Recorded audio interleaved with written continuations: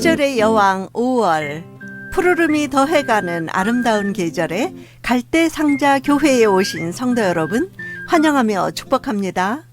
온라인 예배 공동체로 모이는 각 처소마다 하나님의 풍성한 은혜가 충만하기를 기도합니다.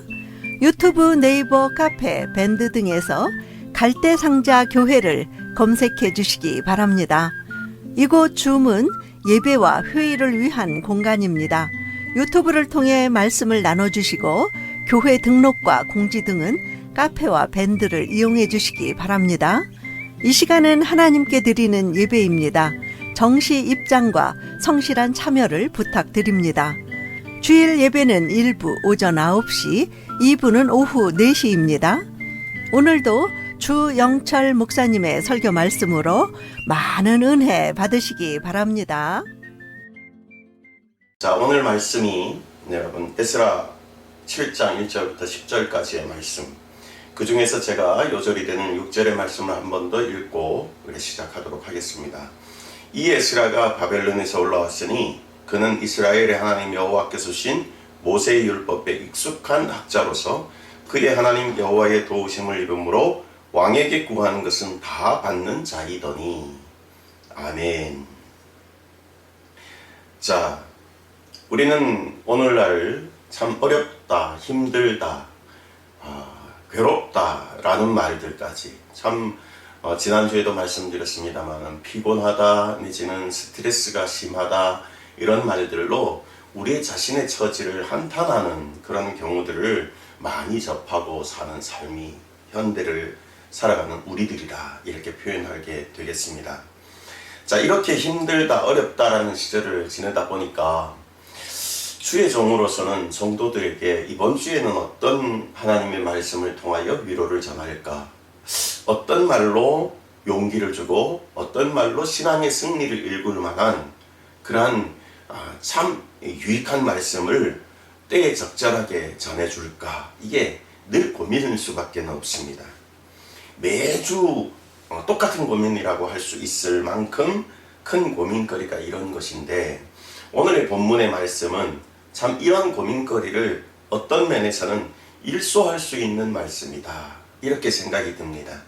오늘 본문을 저는 하나님의 도우심을 입음으로, 여호와의 도우심을 입음으로 라고 붙였습니다만은 같은 소절에 있는 6절이 요절이 되면서 이 같은 소절 안에 있는 다른 것으로 제목을 붙인다면 왕께 구하는 것은 다 받는 자, 더 줄인다면 다 받는 자, 이렇게 이걸 갖다가 다른 이 의미를 두고 이렇게 제목을 붙여본다면 형통한 자, 아니면 형통함의 비결, 뭐 이런 제목을 붙일 수 있겠지요.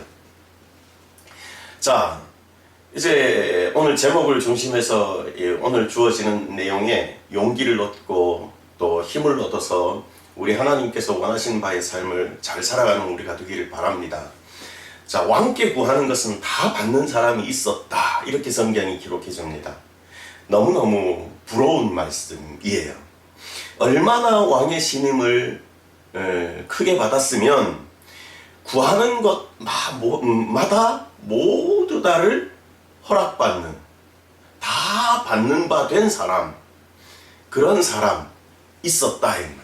그 사람을 걸어서 학사 겸 제사장이라고 불리는 에스라, 우리가 이제 오늘 읽은 본문 앞소절에 보면 그는 누구의 몇 대손, 누구의 몇 대손, 누구의 몇 대손, 그 사람이 어떻게 선조들의 이름을 이어서 왔는가라는 그 사람에 대한 소개를 쭉 가니 소개해 놓고 있습니다.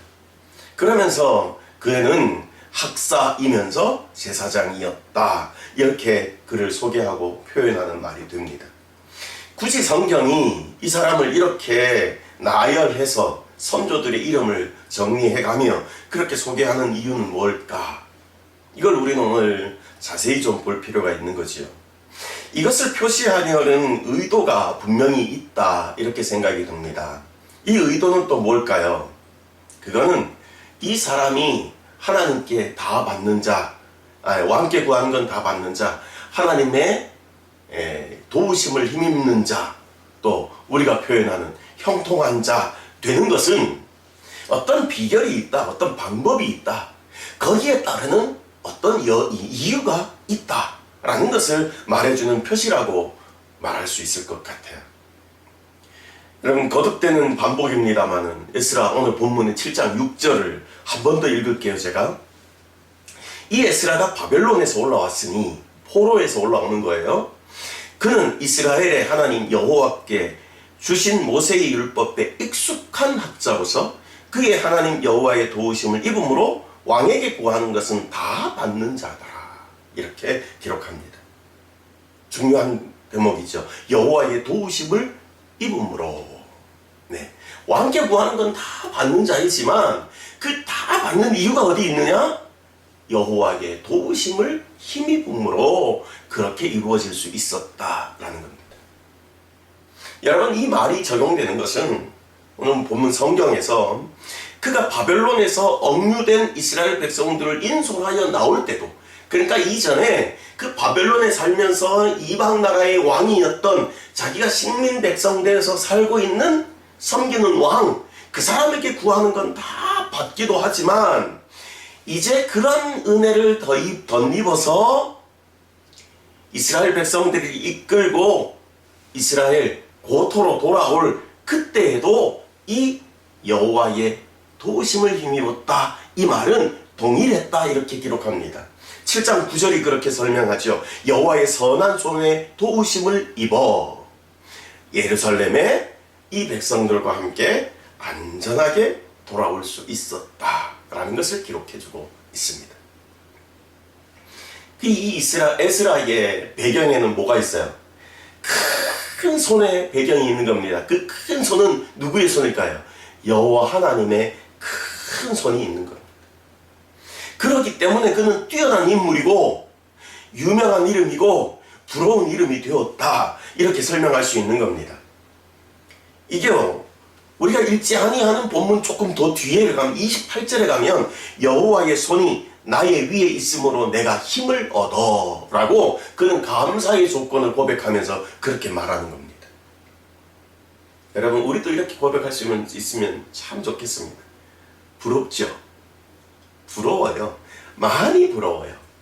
어려운 시절을 살아가는 입장이니까 더욱더 그렇습니다. 자, 세상의 말 가운데 이런 말이 있습니다. 인심이 천심이다, 이런 말이 있어요. 저는 이 말을 들을 때마다 늘 이렇게 좀 뒤집어 말하고 싶은 마음이 많이 있는데요. 오늘 그 뜻을 한번 오늘 본문의 내용으로 한번 이렇게 저와 여러분들이 공감해 봤으면 좋겠어요. 인심이 천심이다, 사람의 마음이고 하늘의 마음이다, 이런 뜻이잖아요. 옛 격언으로 따지면 우리 선조들이 그렇게 여기고 살아왔어요. 그래서 사람의 마음을 흡족하게 하고 악하게 살지 아니하는 것이 참 중요한 덕목이다라고 가르쳐 왔거든요. 이 세상의 이치로서는 괜찮은 사상이고 괜찮은 의식인지도 모르겠습니다만은 정말 정확하게 따져보면 오늘 성경 본문이 가르쳐주는 것은 이 말은 지극히 오해한 그러한 인간적인 말이다 라고 생각이 들어요. 그러면 어떻게 뒤집어요? 천심이 인심이죠, 여러분. 하나님의 마음에 흡족하시면 하나님이 사람의 마음을 움직여서 그 사람의 마음이 마치 우리 옛 선조들이 얘기했던 것처럼 하늘의 마음처럼 되는 거예요. 그러니까 뭐가 먼저예요? 하나님의 마음이 먼저예요. 선조들의 단어를 그대로 내면 천심이 먼저예요. 그러니까 하나님의 마음이 흡족하시고 흡족하신 대로 내가 이 사람 에스라를 도와야 되겠다. 오늘날 성도 여러분들 한 사람 한 사람을 내가 내 사랑하는 아들, 딸, 쟤를 도와야 되겠다라고 마음을 잡수시니까, 작정하시고 나니까 이 땅나라에 있는 사람들, 에스라 시대에는 그를 다스리는 식민 통치하고 있는 왕까지도 하나님의 마음을 그대로 받아서 하나님의 감동하심을 통해 하나님의 명을 그대로 따라 행하는 거잖아요. 이래서 천심은 인심인 거예요. 여러분, 목회를 감당하려고 애쓰는 목사로서도 참 부러운 교회가 있습니다. 그게 수리아 안디옥 교회라고 하는 교회예요. 초대교회 유명한 교회 두 군데를 꽂아라 그러면 초대교회 성령의 임재 사건이 있었던 예루살렘 교회 외에 가장 유명한 교회, 그것이 수리아 안디옥 교회예요. 네? 자, 이 수리아 안디옥 교회가 예루살렘 교회에 이어서 이방 땅에서 폭발적인 교회의 부흥이 일어났는데, 그 폭발적인 교회 부흥, 그 원인도 이렇게 기록해 줍니다. 사도행전 11장 21절인데요. 주의 손이 그들과 함께 하심에 수다한 사람이 믿고 주께 돌아오더라 라고 기록합니다. 주의 손이 그들과 함께 하심에 수다한 사람이 돌아왔다. 그러니까 교회 부흥의 원인이 주의 손이 함께 함에 있었다라고 가르쳐주고 있는 거예요. 여러분, 교회만이 아니라 사람으로도 예를 들면 이런 사람이 있어요. 여러분, 다윗을 잘 기억하시죠? 잘 알잖아요. 사도행전 13장 22절에 가면 이렇게 기록합니다. 다윗을 만나니 내 마음에 합한 사람이라, 이렇게 기록해주면서 여호와 하나님이 그를 보실 때 흡족히 여기셨다라고 하는 표현을 해주고 있습니다. 그러면서 사무엘하 8장 6절엔 어떻게 그를 처음 만날 때 하나님이 흡족해 하신 다음에 어떻게 행하여 주셨느냐? 그것을 기록하면서 다윗이 어디를 가든지 여호와께서 이기게 하시니라. 할렐루야. 네. 여러분, 다윗이 가는 곳마다 이기는 용장이에요. 정말 용맹한 사람이에요. 대단한 성군으로 그는 자리매김까지 했어요. 이렇게 천하무적의 성군으로 그가 자리매김될 수 있었던 이유는 하나님이 그렇게 디자인하셨고 하나님이 그렇게 이루어 놓으셨다, 이 뜻을 사도행전을 통해서는 거듭 말씀으로 정리해주고 있는 바입니다. 그렇다면 여러분, 대체 안디옥 교회는, 대체 사람 다윗은 어떠한 삶을 살았길래 전능자 하나님의 든든한 보호를 받을 수 있었을까? 이거에 우리가 오늘 집중해 봐야 되는 겁니다. 다르게 표현해 봐요. 여러분, 다윗 안디옥 교회 이 이야기를 시작으로 말씀드리지 않았어요? 제일 먼저 누구를 말씀드렸어요? 에스라라고 하는 학사 겸 제사장이었어요. 그가 왕에게 구하는 것은 다 받는 자. 그것도 그 왕도 자민족의 왕이 아니에요. 이방에서 식민 백성이 되어서 포로로 끌려가서 살면서 자신을 식민 통치하고 있는 그 나라 왕에게 구하는 걸 다 받는 자. 얼마나 대단한 사람이냐 이 말이죠. 그러니까 대체 에스라는 어떠했길래 이 높기 높으신 하나님의, 전능자 하나님의 든든한 보호를 받을 수 있었을까? 그 나라 왕까지도 그에게 다 구하는 것은 줄 만큼 그렇게 형통한 삶을 그가 살 수 있었을까? 이겁니다. 에스라 7장 10절, 오늘 본문의 제일 끝절이 되는데 이렇게 기록합니다.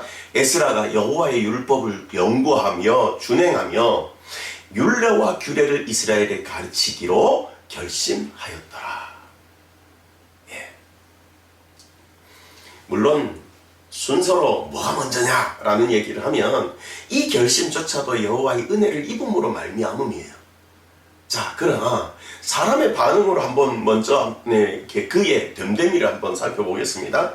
그가 어떠했길래 라고 하는 제목에서 본다면 그는 하나님의 말씀에 깊이 잠식되어 있는 사람이에요.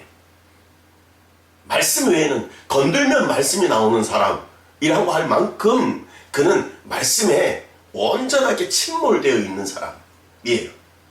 그리고 그 말씀을 알고 연구하고 깨닫고 그렇게 늘 익히고자 원하고 소원하는 대로 그는 그 말씀대로 살았습니다. 여기에서 그치지 않고요, 그 말씀을 모든 사람에게 가르치기로 결심했다. 그리고 그 가르치기로 결심한 바대로 여러분 외침에 살았다. 예를 들면요, 이 결심하였다라 이후에 에스라의 행동하는 신앙을 보면 그는 수문학 광장에 전국적인 집회를 엽니다.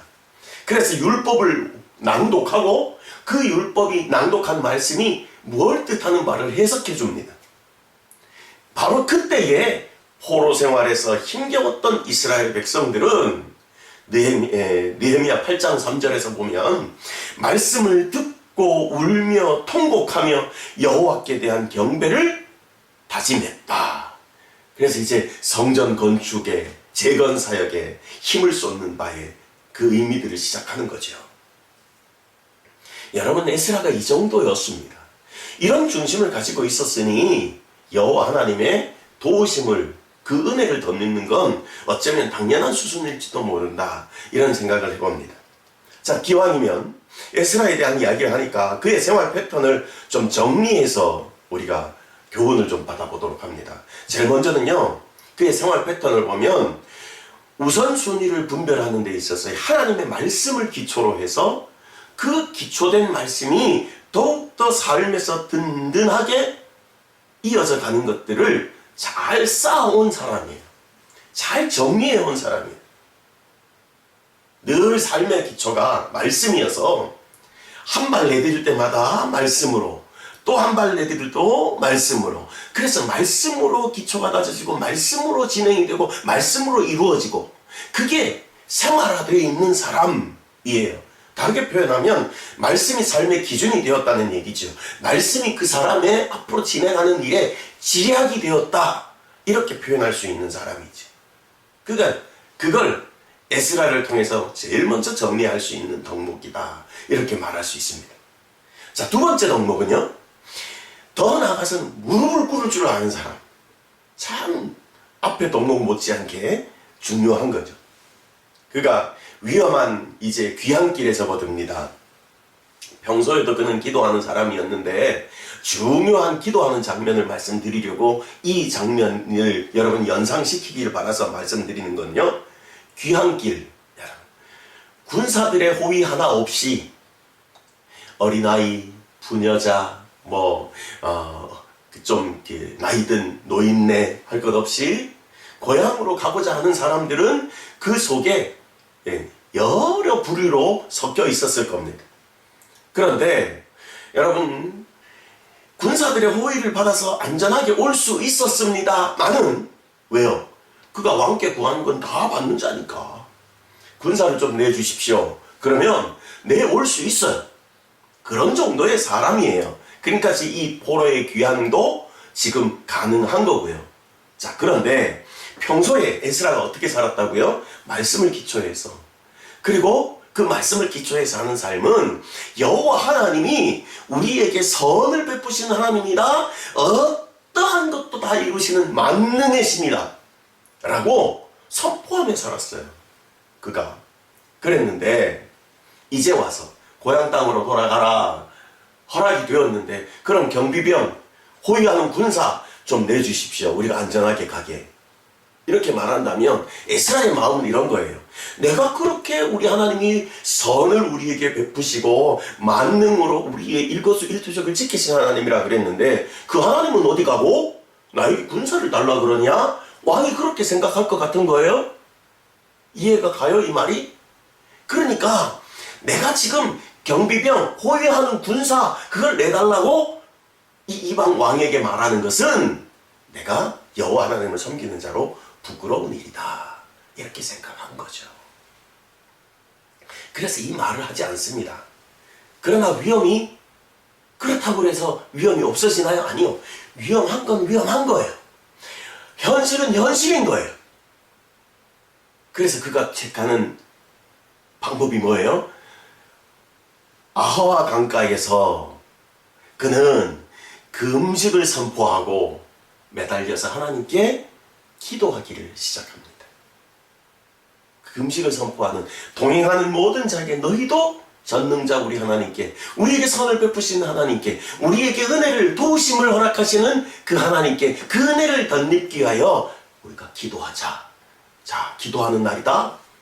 금식하며 기도하는 것을 선포하고 함께 기도하는 겁니다. 그래서 에스라 8장 23절에는 그 기도로 말미암아 응답받고 목적지에 무사히 도달할 수 있었고 하는 내용들을 기록해주고 있는 거죠. 이렇듯 여러분, 에스라는 필요할 때, 아니 정말 궁급할 때에 하나님께 무릎을 꿇을 줄 아는 사람, 평소에도 그렇지만 정말 다급하고 정말 절망에 처해 있고 더군다나 여호와의 이름을 믿은 바대로 살았는데 부끄럽게 이방 왕에게 무언가 도움을 청하는 내 자신에게 부끄러운 그러한 일들 앞에서도 이방 왕에게 부끄러움을 감수하는 것이 아니라 전능자 우리 하나님 앞에 무릎 꿇을 때니까 무릎 꿇자라고 하는 그런 무릎을 꿇을 줄 아는 사람이었다. 간구하는 자에게 하늘의 창고가 열린다라는, 더군다나 하나님의 권능까지 끌어다가 내 능력처럼 쓸 수 있는 비책이라고 하는 이런 사실을 에스라는 너무도 잘 알고 있었던, 어쩌면 도 같은 사람이었다, 이렇게 말할 수도 있을 것 같아요. 자, 그러면 하나만 더 할게요. 에스라는 그의 삶의 패턴 가운데서 정리해보면 세 번째는 여러분, 죄에 대하여서 떨림을 가졌던 사람입니다. 참 이게 중요한데요. 여러분, 이 에스라가 생활한 그 흔적들에서 보면 이런 내용이 있어요. 이방 여인을 취하고 순결이 더럽혀지는 그런 이스라엘 백성 가운데에서의 그 간악한 죄를 그가 목도하게 됩니다. 보게 되지요. 알게 되지요. 그랬더니 에스라 9장 3절에 이렇게 기록을 해주고 있습니다. 에스라의 마음이 고스란히 담겨져 있는 말씀인데요. 내가 이 일을 듣고 속옷과 겉옷을 찢고 머리털과 수염을 뜯으며 기가 막혀 앉으니 라고 기록해놨어요. 이스라엘 진 중에 이방 여인을 취하고 순결이, 여호와 하나님의 백성으로서의 순결이 더럽혀지는 그러한 모습을 보면서 기가 막혀 했다, 이렇게 말할 수 있는 겁니다. 그러니까 민족의 죄를 자기의 것으로 받아들이고 그걸 애통해하는 사람이었다라는 겁니다. 9장 6절에서는 이렇게요. 내가 부끄러워 낯이 뜨뜻하여 감히 나의 하나님을 향하여 얼굴을 들지 못하오니 이라고 기록하고요. 그 뒤에는 우리 허물이 커서 하늘에 미친이니이다 라고 하는, 죄에 대하여서 너무너무 부끄럽고 너무너무 떨리는 마음, 그 마음이 에스라에게는 있었다, 이 말입니다. 그래서 통곡하며 용서를 구하고 드디어는 대대적인 숙청 작업까지 감당해내는 그런 사람이었습니다. 제거함에도 주저함이 없었다는 거예요. 이방 여인을 축첩한 자들의 명단을 공포하는가 하면 이 여인들을 쫓아내고, 그래서 위기일발의 이스라엘을 다시금 건져내는 역할을 감당한 것이 에스라의 신앙의 행동이었다라는 말입니다. 이렇게 죄에 대하여서는 타협을 모르는 사람이었고요. 더러운 세력을 몰아내는 용기도 가졌던 사람이었습니다. 그러니까 이 에스라 앞에서는 불의가 함부로 막 난동 부리지 못했어요. 사단이 자기들의 놀이터를 이스라엘 진중 가운데서는 에스라 앞에서는 만들지 못했다, 이 말입니다.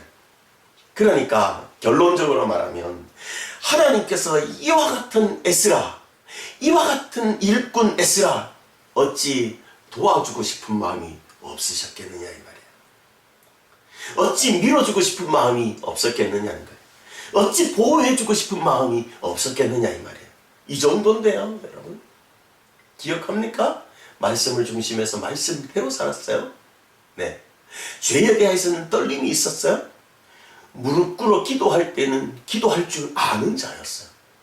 신앙의 이보다 더 완벽할 수 있습니까? 저는 매주 하는 고민 가운데서 우리 사랑하는 성도들에게 어떠한 말씀으로 하나님의 위로를 전달할까? 어떤 말씀으로 신앙의 승리를 일구게 할까? 이 말에 오늘 이 본문만큼 좋은 본문은 참 찾기 어렵다, 이렇게 생각이 들어요.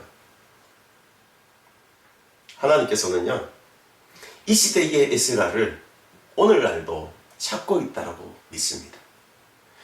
그 찾고 계신 하나님께서 사용하고 싶으신 사람이 바로 이 에스라와 같은 사람이라고 믿습니다.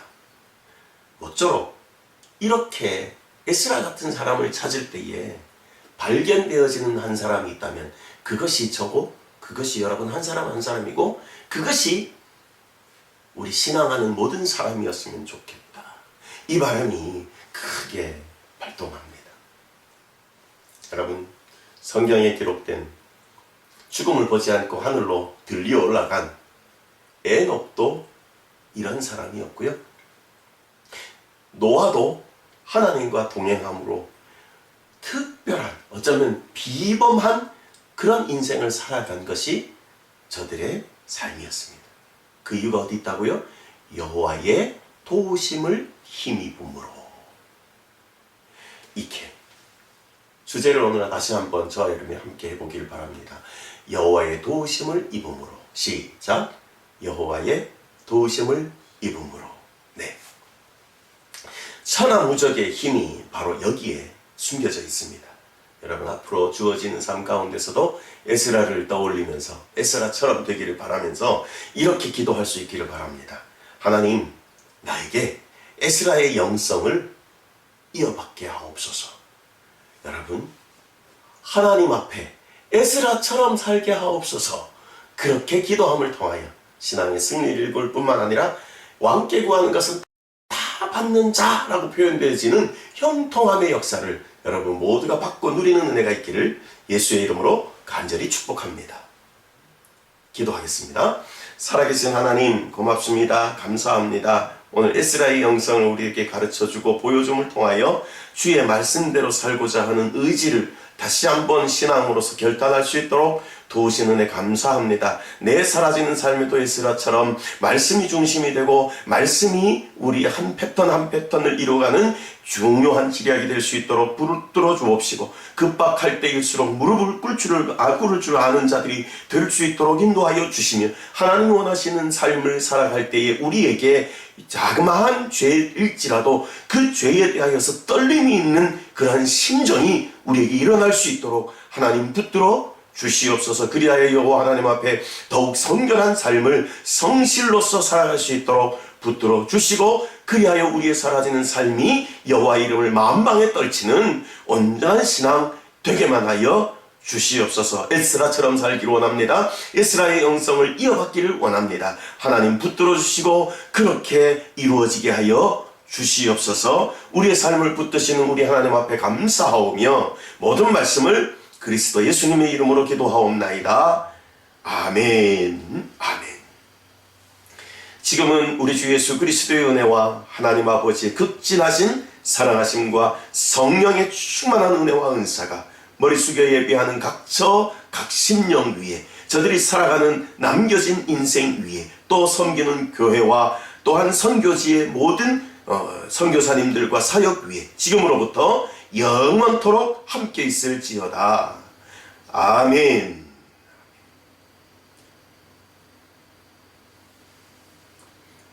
감사합니다. 예배 잘 마쳤습니다. 또 다음 주에 기쁘게 뵙겠습니다. 샬롬. 너의 삶의 창조이